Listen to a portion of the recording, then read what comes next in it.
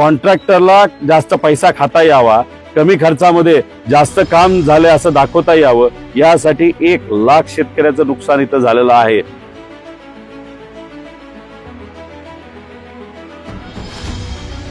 Election झाले की आमच्या शेतकऱ्याला तुम्ही विसरून जाता आणि आता जेव्हा केव्हा तुमच्या आता कॅबिनेट बैठका होता, साधा एक शब्द सुद्धा काढत नाही तुम्ही शेतकऱ्याला किती मदत करत आहात। आज जवळ या गावामध्ये आलेलो आहे, इथं असणाऱ्या शेतकऱ्यांबरोबर शेतीची घरांची पाहणी आम्ही सर्वजण करत आहोत, बंधाऱ्याची पाहणी करत आहोत।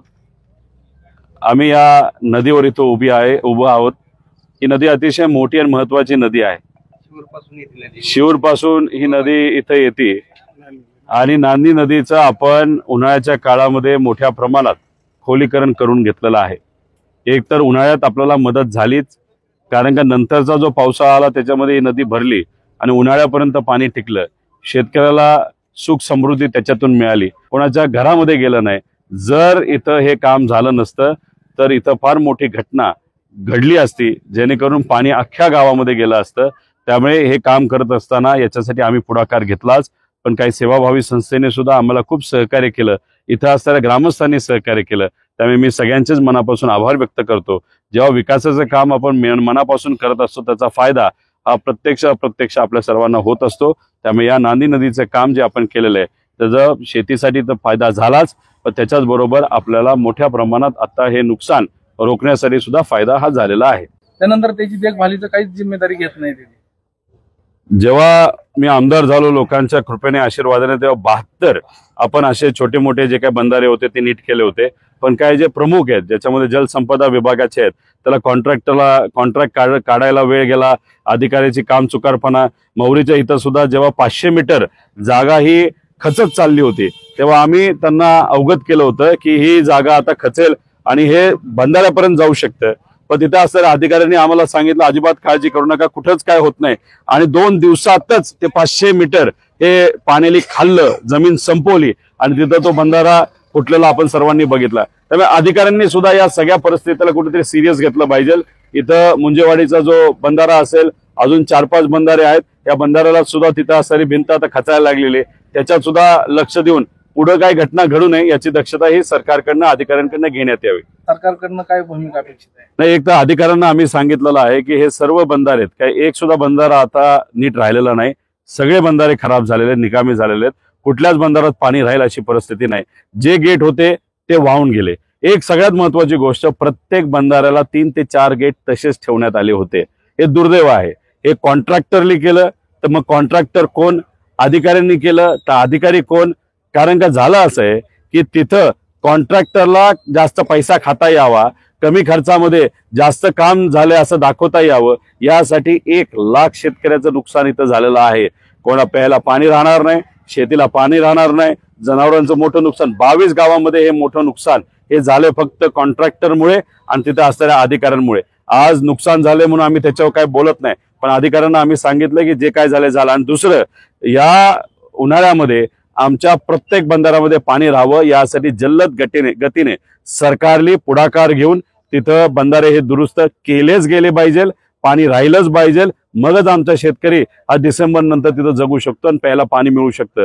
आम्ही लातूर पद्धतीचे बंधारे महाविकास आघाडीमध्ये मंजूर केलेले आहेत, नंतर स्थगिती आणली होती, नंतर सर्वे आता सुरू केलेला आहे। त्यामुळे लवकर सर्वे सुरू करून कॉन्ट्रॅक्ट तुम्ही द्या आणि प्रत्येक ठिकाणी लातूर पद्धतीचा मोठा बंधारा 30-40 कोटीचा, जेणेकरून किती मोठं पाणी आलं तरी त्याला काही होऊ शकत नाही असा बंधारा आम्ही जो मंजूर केलाय, तर लवकरात लवकर त्याचं टेंडर करावं अशी विनंती या ठिकाणी सरकारला करतो। सरसकट पंचनामे खरा, पण इथं आल्यानंतर अधिकारी म्हणतात एवढं पाणी नाही, काल पाणी होतं आता दिसेना।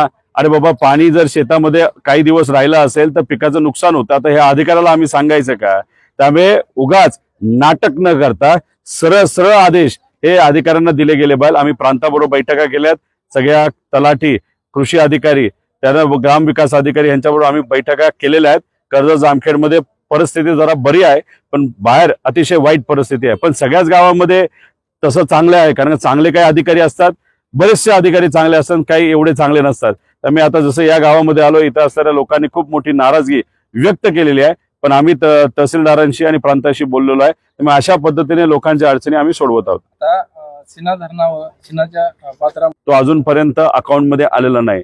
आता म्हणतात की अकाउंटला पाठवलाय, पण शेतकऱ्याच्या हातामध्ये पोहोचलेला नाही. आणि आता आपण बघितलं तर 18 लाख हेक्टरपेक्षा जास्त जमीन या महाराष्ट्राची खराब झालेली आहे, उद्ध्वस्त झालेली आहे. शेतकऱ्याला हाताला काही तिथं मिळणार नाही. म्हणजे मे मध्ये मोठ्या प्रमाणात पाऊस झाला म्हणून त्यावेळेसचं नुकसान, कांद्याचं नुकसान, सगळ्या पिकाचं नुकसान, मध्ये 30-35 दिवस पाऊस नसल्यामुळे उत्पादकताचं नुकसान, आणि जे येणार होतं ते सुद्धा आता पावसाळी संपून टाकलेलं आहे. अशा पद्धतीने आमचा शेतकरी हा नुकसानात आहे. पण सरकारकडनं आम्ही सगळेजण अपेक्षा धरून होतो काहीतरी मदत करतील. इलेक्शनच्या आधी जिरायत भागासाठी 18,000 रुपये, इलेक्शन झाल्यानंतर 8,500 रुपये, बागायत भागासाठी इलेक्शनच्या आधी 22,000 आणि आता 13,000. म्हणजे इलेक्शन झालं की आमच्या शेतकऱ्याला तुम्ही विसरून जाता. आणि आता जेव्हा केव्हा तुमच्या आता कॅबिनेट बैठका होता, साधा एक शब्द सुद्धा काढत नाही तुम्ही शेतकऱ्याला किती मदत करत असाल. कॅबिनेटमध्ये निर्णय असा होतो की आता सर्व मंत्री हे शेतकऱ्याच्या शेतावर जाणार, काय हरकत नाही. आता सिरसाट म्हणून एक मंत्री पलीकडच्या बाजूलाच करमाळ्यामध्ये आज येणार आहेत. 6 तास दिलेत करमाळा तालुक्याला, त्यातले 1 तास शेतकऱ्यासाठी आणि 5 तास हे त्यांच्या कार्यकर्ते आणि पदाधिकारी पक्षाचे त्यांच्या भेटीसाठी. काल मी धाराशिव मध्ये गेलो होतो, शेतकऱ्याचं खूप मोठं नुकसान झालंय. तिथं 30 धनगर समाजाचा एक शेतकरी 30-40 गाया त्याच्या वाहून गेल्यात, मेल्यात.